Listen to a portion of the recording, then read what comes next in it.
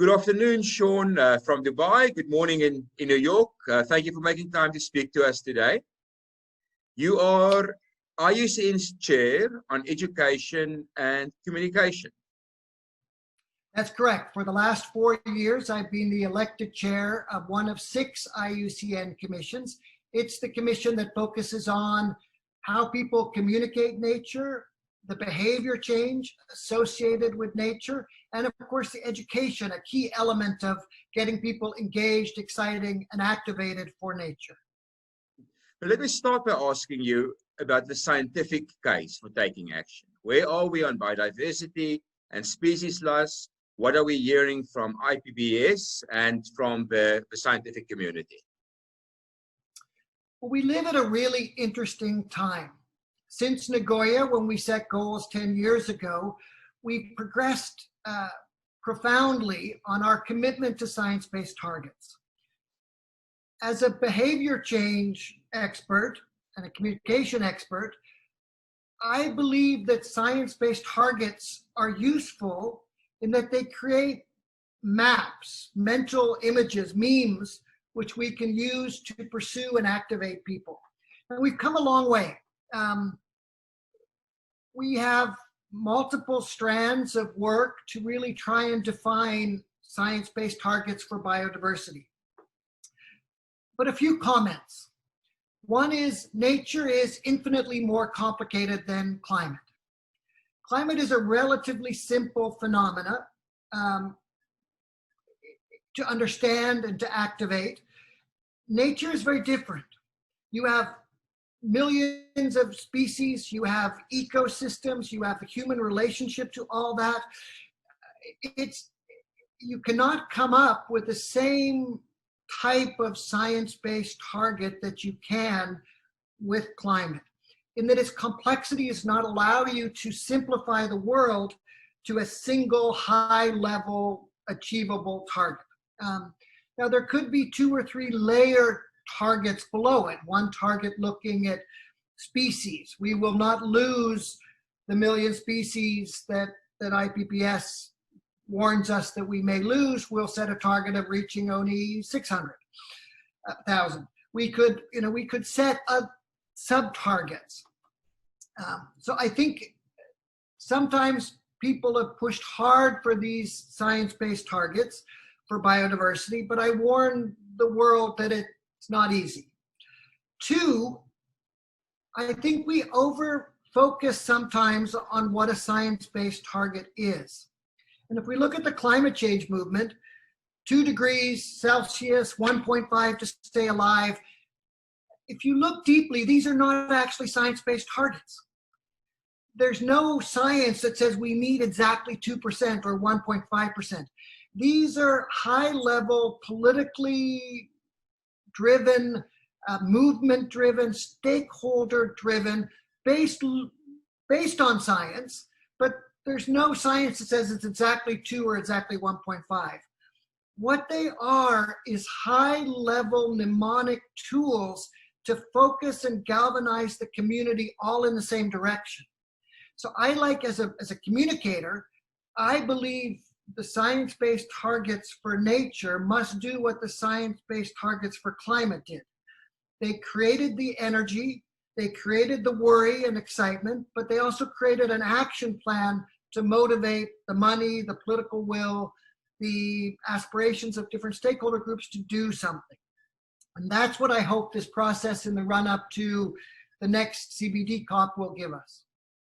What do you expect for the CBD COP? We will leave with a commitment, political commitment, to no more species loss after 2030? Is that too much to ask? Well, we live in a super complicated time. The process in the CBD world, which I track very closely, was moving at a good pace. And there was emerging political will, there was emerging a good document that had some exciting framing, and then COVID came. So technically we would have been meeting to wrap this up in 2 or 3 months in China.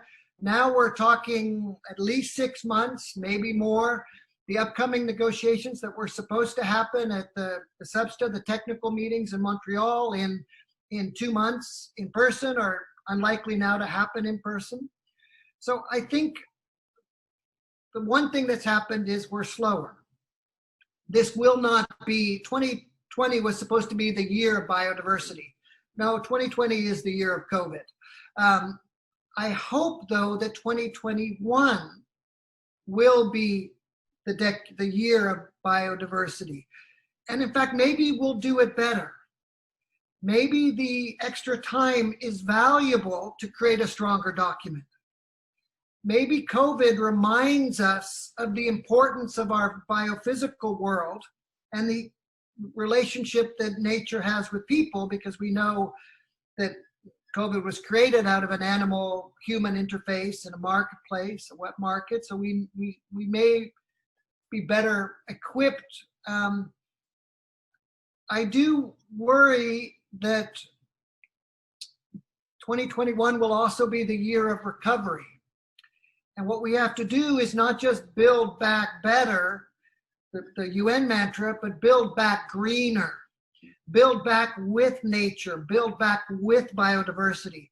But if we can get good targets, political understanding of the important and public understanding of the importance of nature and biodiversity together, with some of that recovery money and political will behind it, maybe 2021 can be a transformational year so that we can reach those 2030 targets on species security, ecosystem, and healthier way. So you spoke about translating science into policy targets, which we saw in the climate negotiations, about important rallying call. I remember as we built up to the Copenhagen COP on 2 degrees Celsius and later 1.5 degrees Celsius. The second major element that I learned from a climate change negotiation is the bottom-up support and the public awareness, translating that policy target into something that ordinary people can resonate with and understand. And in the climate, it took the Al Gore movie as a sort of a global public relations campaign to bring the message home to ordinary people. What's the equivalent of that at a global public awareness level on biodiversity? Well, it's kind of ironic. 20 years ago, we had less understanding of climate, less action on climate, and a more polarized perspective of climate. Is it happening or is it not happening? And nature was quite well received and given lots of attention. If you track the media hits and the political will and the investment, the climate work has all gone hugely up, and biodiversity nature work has largely stayed the same. That has happened for a few reasons on climate. One is the situation's got worse. 2, the science has got better. But really important is these targets. The 2 degrees and the 1.5 degrees weren't just policy targets. They were tools that galvanized public awareness and therefore public action. And public action can be the micro behavior of changing the way you shop, changing the way you travel for climate, but it can also be political will, which is very important, who you vote for. I'm in New York, I'm a Canadian, but I live in New York. Last night we had the Democratic convention where Biden accepted his role as the candidate to run against Trump. From a climate change perspective, something very interesting happened. He declared 4 American emergencies, and one of them was climate. That would not have happened 12 years ago. It is one of the 4, along with economy, along with COVID, along with race and social justice, climate change was there. What's not there is nature. What's not there is biodiversity. And we really need to come together as a global community to create that urgency, that understanding that has the people changing the way they shop, travel, but in particular vote, and get our political system aligned to support nature-based shifts at scale. Let's talk a little bit about tourism and this complex relationship between tourism and biodiversity. On the one hand, you need tourism revenue to conserve nature. On the other hand, tourism threatens some biodiversity, and then of course there's also tourism depending very heavily on biodiversity and ecosystem services for its very own survival. Your own Congress of IUCN been postponed because of COVID, and COVID is impacting tourism revenue. How do you see that knock-on impact on conservation and national park systems and so on? Well, first of all, many people don't realize how connected tourism and environmentalism is. And it really has two strands. It has one strand where some tourism is not good for the environment.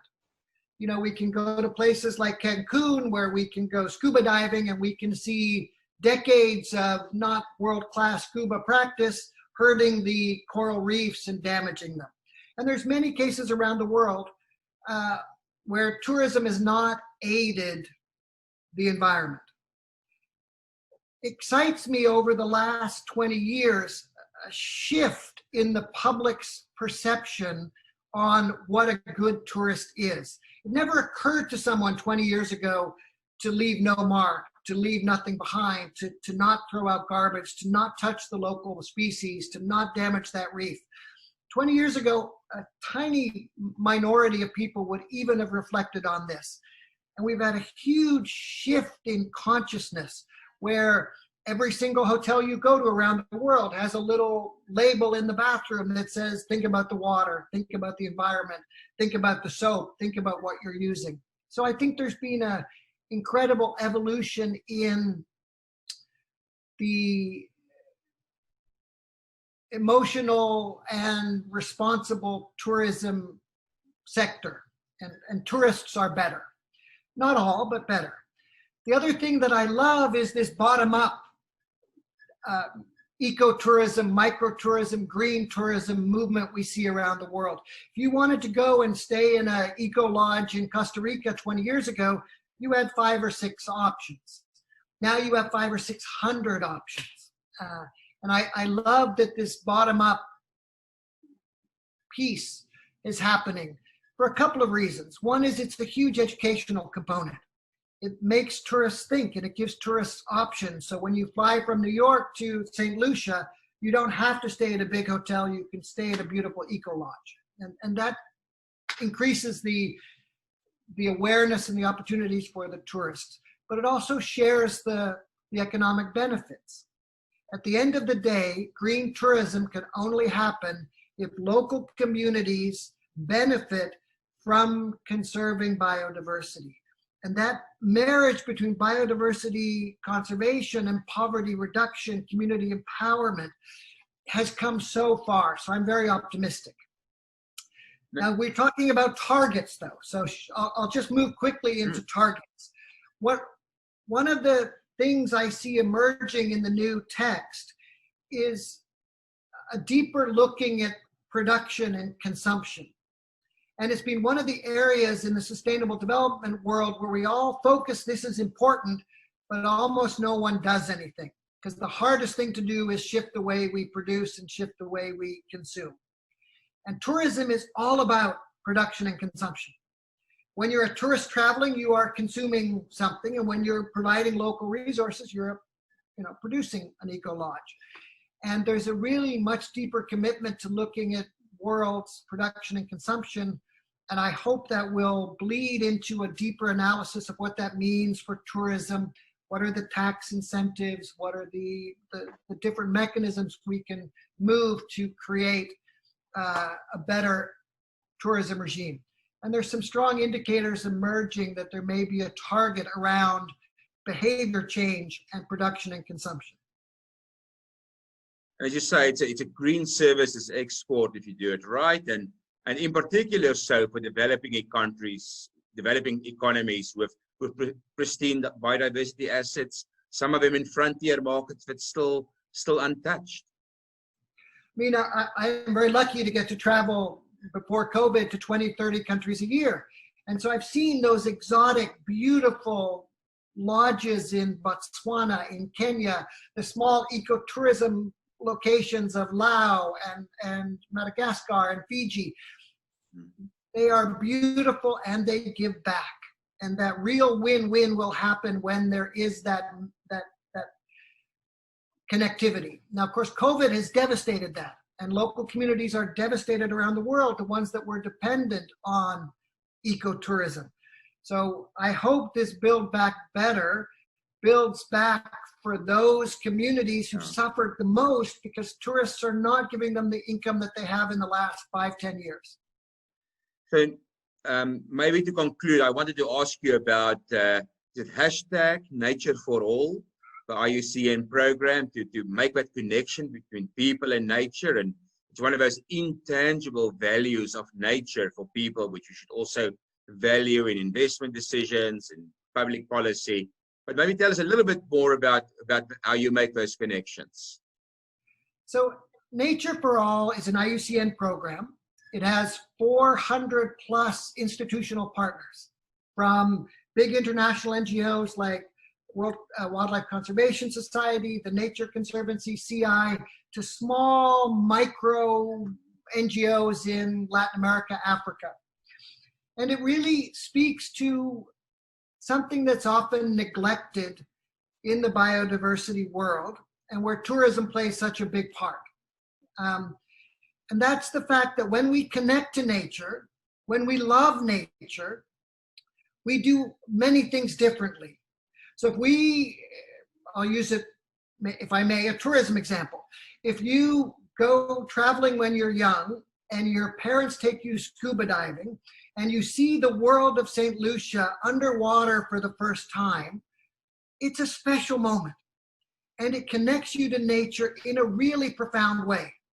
It can happen hunting with your grandparents. It can happen on a school trip where you climb a mountain. It can happen when your mosque, synagogue, temple takes you out on a walk. Now, when you have those connecting moments, something profound happens. You fall in love with nature. You become a nature enthusiast. What this does is it changes a whole bunch of things in your life. Changes the way you educate yourself, changes the way you shop, changes the way you vote, and it changes the way you raise your kids. It's a biodiversity climate. We can't create one behavior change at a time. There's too many. You've got to protect penguins and pangolins. You've got to protect mountain ecosystems and mangrove mountain systems. So the only way to get that deep behavior change is to have people emotionally connected to nature, because then they move their behaviors across a suite of activities and engagements. So Nature for All was set up to surface ways that people are helping people fall in love with nature. It's scaling the best practices of how people are encouraging people to connect, and really creating a community of practitioners who are in the business of nature and love. I have as a behavior change communicator, I've run 80, 100 campaigns over the last 10 years. This is one of my favorites because it goes to the deep core values we have. And those values connect us to a different way of thinking of ourselves in the world. And tourism plays a big part of that. Tourism is where we fall in love. Tourism is where we see new nature. Tourism is when we see communities interacting with nature in different ways, and not just in the enjoyment way, but in the livelihood way, in the species human interface way, in wildlife conflict. It helps us understand the world. And culture and heritage. And when you traveler looking for those authentic cultural and heritage experiences as well. Sean, thank you so much for your time this morning.